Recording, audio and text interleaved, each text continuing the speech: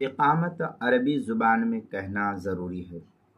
چنانچہ نبی اکرم صلی اللہ علیہ وسلم سے اقامت کے لیے جو خاص عربی الفاظ منقول ہے انہی خاص الفاظ سے اقامت کا کہنا ضروری ہے۔ اب اگر کسی اور زبان مثلا اردو، فارسی، انگریزی، ہausa، بلوچی، فارسی یا اور بھی کوئی اس دنیا کی زبان میں یا عربی زبان یا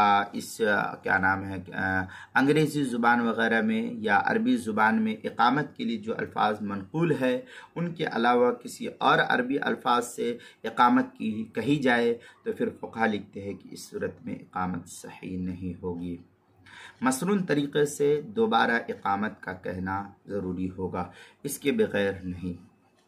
چنانچہ اس سلسلے میں جو ہے فتاوی ہند کے اندر نقل کیا ہے والاقامت 17 کلمہ 15 منها کلمات الاذان وکلمتان قوله قد قامت الصلاة مرتين ولا يؤذن بالفارسیہ ولا بلسان آخر غیر العربیہ۔ اس طریقے کے الفاظ جو ہے فتاوی ہند جلد نمبر 1 صفحہ نمبر 55 الفصل الثانی فی کلمات الاذان والاقامہ جو مکتبہ رشیدیہ کوئٹہ بلوچستان کا چھپا ہوا نسخہ اس کے اندر۔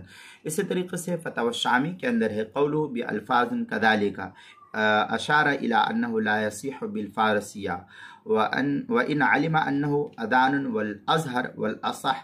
اس طریقے کی عبارت جو ہے فتاوی شامی جلد نمبر 1 صفحہ نمبر 383 باب الاذان جو HM سعید کراچی کا چھپا ہوا نسخہ اس کے اندر۔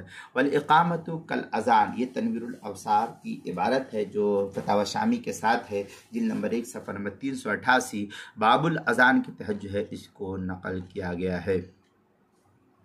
اسی طریقے سے نماز کے مسائل کا انسائکلوپیڈیا جلد نمبر 1 صفحہ نمبر 108 اور 109 پر اس کو نقل کیا ہے۔